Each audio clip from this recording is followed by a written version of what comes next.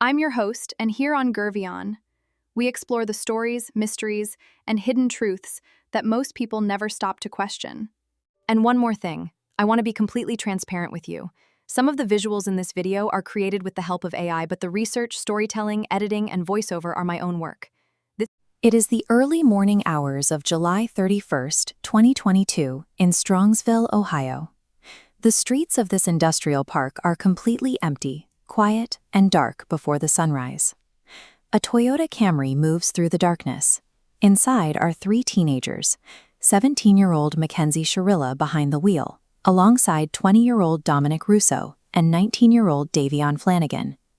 Within seconds, the car accelerates to approximately 100 miles per hour. The vehicle crashes head-on into a large brick building. The impact is catastrophic. Dominic Russo and Davion Flanagan die at the scene. Mackenzie Sharilla survives and is taken to a hospital. The wreckage initially suggested a familiar, heartbreaking scenario, an inexperienced driver losing control on a dark road. But a closer inspection of the pavement yielded a troubling detail. There were no skid marks. There were no tire tracks indicating a sudden swerve. The physical evidence showed no evasive action, forcing investigators to determine if the driver ever actually tried to stop. To understand exactly how a vehicle behaved prior to an impact, accident reconstruction experts extract data from the car's event data recorder.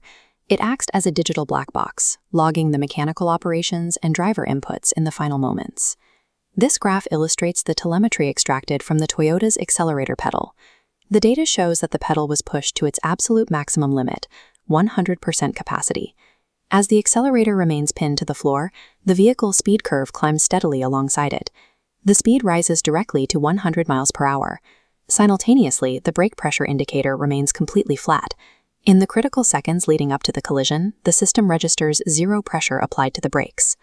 Investigators conducted a forensic inspection of the vehicle and found no mechanical defects. Medical professionals examined the driver and ruled out any sudden health emergencies or incapacitating episodes that could explain the lack of reaction. The machine functioned perfectly, and the driver's inputs were extreme. Consequently, the investigation moved beyond physical accident analysis to identify the driver's psychological intent. The internal black box confirmed extreme speed, but the external environment revealed the specific navigation required to reach the point of impact. This map reconstructs the exact route the Camry traveled that morning. The path through the industrial park is not a straight line. The driver actively executed specific, deliberate turns to maneuver the vehicle into its final position. On the final straightaway, the alignment is exact. While a distracted or medically compromised driver typically drifts off the roadway, this vehicle held a rigid, precise trajectory, aimed directly at the brick wall. The spatial data confirmed the car did not wander off course. It was actively steered toward a target. Investigators now had to establish a motive for why those final, fatal decisions were made. The search for motives centered on the turbulent romantic relationship between Mackenzie Sharilla and Dominic Russo. Detectives pulled communication records, revealing a digital trail of deep fractures between the two. Text messages and social media exchanges documented frequent arguments and threats. Russo had been actively considering ending the relationship entirely. This timeline charts the escalation between the couple, highlighting a critical prior driving incident. Witnesses reported an earlier episode where Russo explicitly expressed fear, believing Sharilla had driven recklessly in a deliberate attempt to crash the vehicle and scare him. A deteriorating relationship alone is not proof of murder. However, when paired with a pinned accelerator, a perfectly navigated route, and an absolute absence of braking, the anatomy of intent becomes undeniable. The legal proceedings bypassed a jury entirely. Mackenzie Sharilla elected for a bench trial, placing the final judgment solely in the hands of Judge Nancy Margaret Russo. Inside the courtroom, the defense argued that the state could not prove the driver's mental state beyond a reasonable doubt. The prosecution relied on the hard data, the mechanical telemetry, the spatial mapping, and the digital history of the relationship. On August 14, 2023, the court delivered its ruling. The judge determined the evidence was overwhelming. The crash was officially ruled an intentional act, and Mackenzie Sharilla was found guilty of murder. She was sentenced to 15 years to life in prison. The ruling officially classifies the events in Strongsville as a series of calculated murders. The machines we use constantly record our actions. When you pull the physical telemetry from a black box and cross-reference it with the digital footprints of a human life, intent becomes clearly visible. Driven at extreme speeds with absolute purpose, an ordinary passenger car becomes a weapon. Early in the morning of July 31st, 2022, the streets of an industrial area in Strongsville, Ohio, were quiet and completely empty. A Toyota Camry was moving through the dark roads. Suddenly, the car accelerated to an incredible speed, bypassing any normal evasive maneuvers, and slammed directly into a brick building. The impact was catastrophic. The two passengers, 20-year-old Dominic Russo and 19-year-old Davian Flanagan, died at the scene. The 17-year-old driver, Mackenzie Sherilla, survived and was pulled from the wreckage. To the public, it looked like a devastating teenage traffic accident, a tragic mistake on an empty road. When a car crashes at extreme speeds, society naturally assumes the cause is a tragedy. We look for driver distraction, a loss of control, or perhaps a sudden medical episode. We do not immediately assume the driver calculated the trajectory to commit murder. The physics of a crash play out in a fraction of a second. But discovering the root cause of that impact can take years of investigation. Authorities faced an immediate investigative vacuum. The physical evidence could show how the vehicle moved, but it could not easily explain what was happening inside the driver's mind before the collision. Proving legal intent requires establishing exactly what a person meant to do. That task becomes difficult when the only surviving witness to the event is the suspect sitting behind the wheel. To prove this was murder, investigators would have to reverse engineer an invisible thought process, relying entirely on the twisted metal and physical wreckage left behind at the scene. The search for answers moved past the physical impact site and into the digital memory stored within the vehicle's computer systems. Modern cars are equipped with an event data recorder. In the final, crucial seconds before an impact, this device logs exactly what the vehicle's mechanical components are doing. The data revealed the first major anomaly.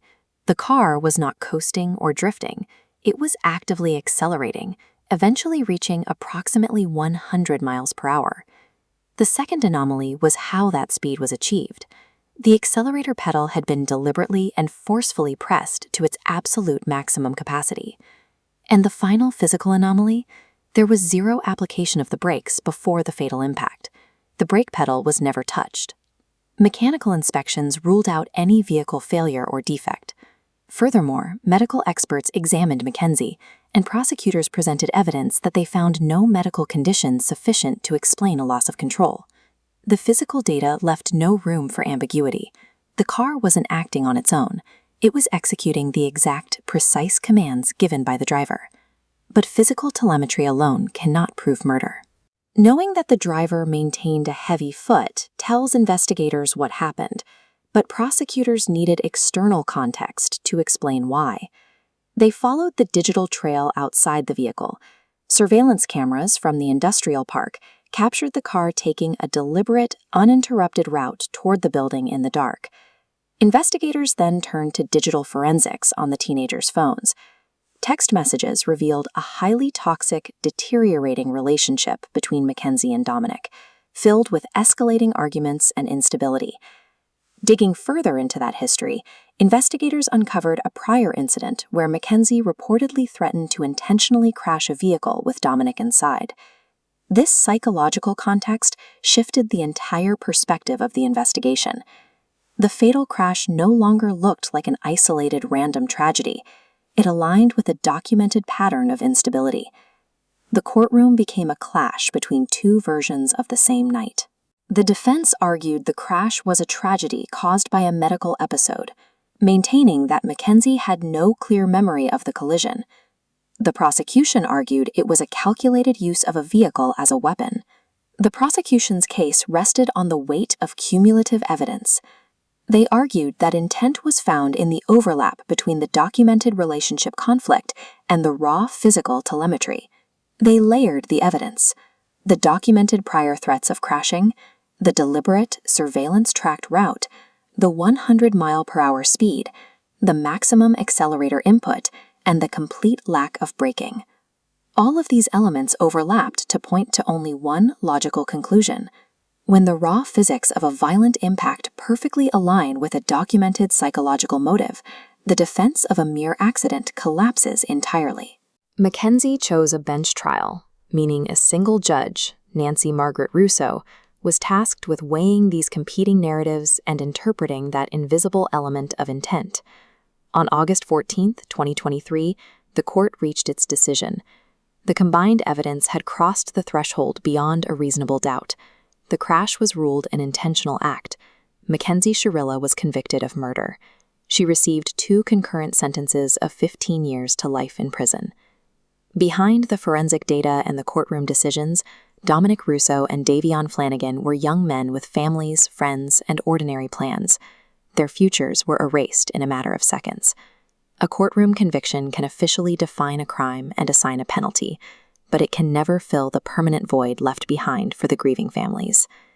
The case leaves behind a sobering reality about modern investigations. We live in an era where human intent is rarely completely invisible. The physical commands we feed into our vehicles and the psychological actions in our smartphones leave an indelible digital fingerprint. A car is a tool for transport, but under deliberate direction at extreme speeds, it serves as a weapon. A violent impact can destroy physical bodies and shatter metal, but the hidden data left behind guarantees that the truth of our intentions will always survive the crash. So tell me in the comments what you want to see next. AI, psychology, hidden history, or mysterious stories. You choose the topic, I'll uncover the story. Welcome to Gurvion.